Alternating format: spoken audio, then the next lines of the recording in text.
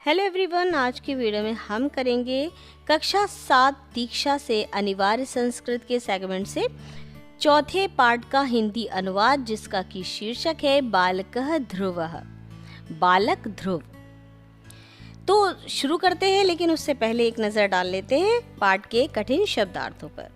तो देखिए, जनकः पिता, संतति विहीनः यानी कि संतानहीन, जिसकी कोई संतान नहीं होती, मतिमती बुद्धिमती, कुटिल हृदया कपटपूर्ण हृदय वाली, परम बाद, कालांतरे कुछ समय बाद, अंगे कृत्वा गोद में रखकर, अलालयत खिला रहे थे, तदानीम उसी समय, उपावेश्यत बैठाया, विमाता सौतेली माता, कुक्षो कोख में, प्रयतिष्ये प्रयास करूँगा, ईदृशः ऐसा। आइए, ये थे कुछ कठिन शब्दार्थ। अब हम देखेंगे पाठ का हिंदी अनुवाद।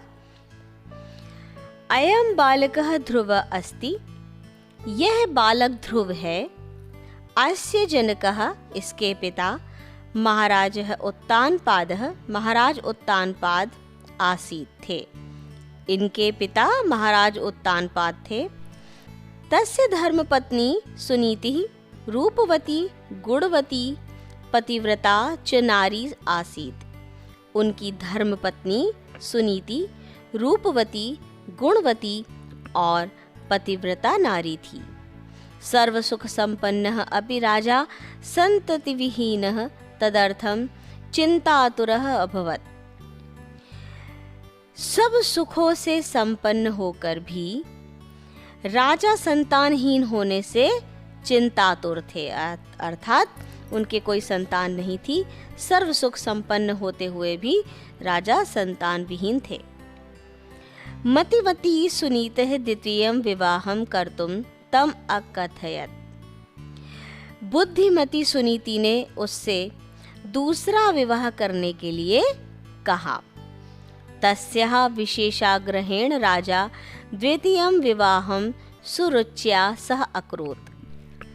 तस्या विशेषाग्रहेण, उसके विशेष आग्रह पर राजा द्वितीयं विवाहं सुरुच्या सह अकरोत्, राजा ने दूसरा विवाह सुरुचि के साथ किया। सुरुचि रूपवती परम कुटिल हृदया आसीत्, सुरुचि रूपवती थी परंतु कुटिल हृदय वाली थी। विवाहात् परम तस्याः एकः पुत्रः अभवत्, विवाह के बाद उसके एक पुत्र हुआ। राजा तस्य उत्तमः इति नाम अकरोत्, राजा ने उत्तम ऐसा उसका नाम रखा। कालांतरे सुनीति अपि एकम पुत्रम अजनयत, कुछ समय बाद सुनीति ने भी एक पुत्र को जन्म दिया। अस्य नाम ध्रुवः आसीत्, इसका नाम ध्रुव था। एकदा नृपः उत्तमम अंगे कृत्वा अलालयत, एक बार राजा उत्तम को गोद में बैठाकर खिला रहे थे। तदानीम एव 5 वर्षीय बालकः ध्रुवः तत्रागच्छत्, उसी समय ही 5 वर्षीय बालक ध्रुव वहां आया। सः अपि नृपस्य अंगे उपवेशनाय अवांछत, किंतु नृपः तं नोपावेशयत्। सः अपि नृपस्य अंगे उपवेशनाय अवांछत, वह भी राजा की गोद में बैठना चाहता था, किंतु नृपः तं नोपावेशयत्, लेकिन राजा ने उसे बैठाया नहीं।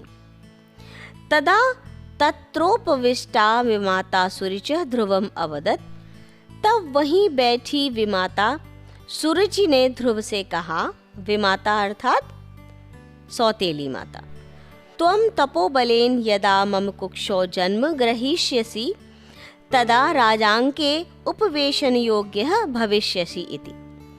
तुम तप और बल से जब मेरी कोख से जन्म लोगे तब राजा की गोद में बैठने योग्य होगे। तया अपमानित ध्रुव तत्सर्वं स्वमातरम अकथयत अपृच्छत च। इससे अपमानित होकर ध्रुव ने सब कुछ अपनी माँ से कहा और पूछा, राज सिंहासनात् अपि उच्च स्थानम किम। उसने क्या पूछा? राज सिंहासन से भी उच्च स्थान क्या है? अहम तदेव प्राप्तुम प्रयतिष्ये। मैं उसे प्राप्त करने का प्रयत्न करूंगा। चकिता माता अब्रवीत। चकित माता ने कहा, भगवान एव तद स्थानम दातुम समर्थः त्वं तमेव भज। भगवान ही उस स्थान को देने में समर्थ हैं, तुम उन्हें भजो। मातुः आज्ञा ध्रुवः वनम गच्छत। माता की आज्ञा से ध्रुव वन को चला गया। तत्र मार्गे नारदः तम अमिलत। उस मार्ग में नारद उससे मिले। ततः नारदस्योपदेशेन सह स्वलक्ष्य प्राप्तः सफलः अभवत्। तब नारद जी के उपदेश से उसे अपने लक्ष्य की प्राप्ति हुई। वह अपने लक्ष्य को प्राप्त करने में सफल हुआ। अद्यापि आकाशे ध्रुवः ध्रुवतारा इति नाम्ना उच्चैः स्थितः अस्ति। अद्यापि आज भी आकाशे आकाश में ध्रुवः ध्रुव ध्रुवतारा इति नाम्ना ध्रुव तारा के नाम से उच्चैः स्थितः अस्ति। उच्च स्थान पर स्थित है। धन्योऽयं देशः यत्र ईदृशः बालकः अभवत्। यह देश धन्य है जहाँ ऐसा बालक हुआ।